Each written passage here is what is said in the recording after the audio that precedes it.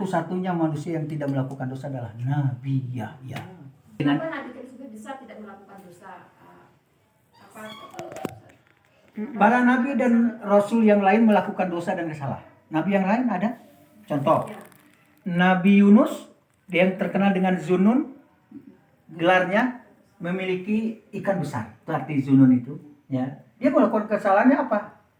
Magaruto, ya. Kesal, berang, mugodiban. Ya, akhirnya dia tinggalkan kaumnya karena tidak mau bertauhid. Akhirnya apa? Diperintah, diuji juga akhirnya. Karena kesal tadi diuji, dimakan ikan. Diundi. Padahal orang yang di dalam kapal itu udah mau sebenarnya Nabi Yunus juga dimasukkan ke dalam. Tapi 3 kali undian Nabi Yunus harus dikeceburkan, Yunus harus dikeluarkan, Yunus lagi. Akhirnya keluar. Tapi kan skenario Allah, ikan sudah diperintahkan oleh kan, ya lulu saja, lutok saja, telan. Dan bahkan di dalam Al-Quran itu Surah Al-Anbiya, ya Surah Al-Anbiya dari ayat yang ke-80 ke atas itu ceritanya gini. Ikan dan surat As-Sofat, ikan, kamu telan, jangan kau rusak daging Yunus.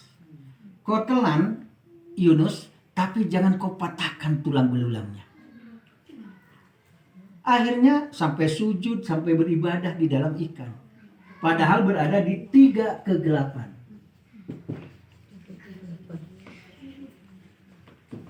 Mana 3 kegelapan? 1. Gelap di dalam perut ikan. 2. Gelap di dalam lautan. Dan yang ketiga, gelap di malam hari. Ibu si Ustaz Ade mati sekali, dado enggak. Tapi dengan izin Allah, ternyata rasionya. Kecil Nabi akhirnya, kesaksian dari Nabi Muhammad, Nabi terakhir. Siapa yang ingin dihilangkan kesusahan, kegalauan, penderitaan, kemudian ujian yang bertubi-tubi yang tak sanggup lagi rasanya kita berikan, maka rajinlah membaca doa atau ungkapan Yunus. La ilaha illa anta subhanaka inni kuntu minadz dzalimin. Terus ada ulang-ulang. Nah, itu. Di samping zikir-zikir yang lain. Sehingga dikatakan dalam Al-Quran, kalaulah Yunus ini bukan seorang hamba yang senantiasa berzikir, memasucikan Allah, dan menyebut nama Allah dan beribadah serta melakukan ketaatan, lala bisa niscaya Yunus akan tetap di dalam perut ikan yauma yub'atsun, sampai nanti hari yang ditentukan oleh Allah, atau bisa jadi sampai dibangkitkan.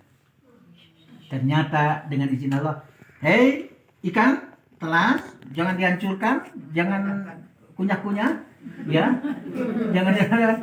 jangan dipatahkan. Kemudian setelah itu menyelam, silakan menyelam sekendak kamu ikan, kata Allah, ya. Ternyata pernah menyelam ke dasar lautan betul. Ternyata terdengar oleh Yunus apa? Setiap benda-benda, pasir-pasir, ya, kemudian kerikil dan lain sebagainya yang ada di sana terdengar bertasbih kepada Allah Subhanahu wa taala. Semakin termotivasilah Yunus, dia terus berdoa, terus menyebut nama Allah, sedangkan sekitarnya saja di dasar lautan bertasbih kepada Allah. Setelah itu akhirnya diselamatkanlah, karena disuruh oleh ikan besar itu, ada mengatakan ikan paus dalam sejarah. Akhirnya menepilah si ikan tadi, maka diselamatkan oleh penduduk di suatu tempat. Gitu. Luar biasa kisahnya tuh.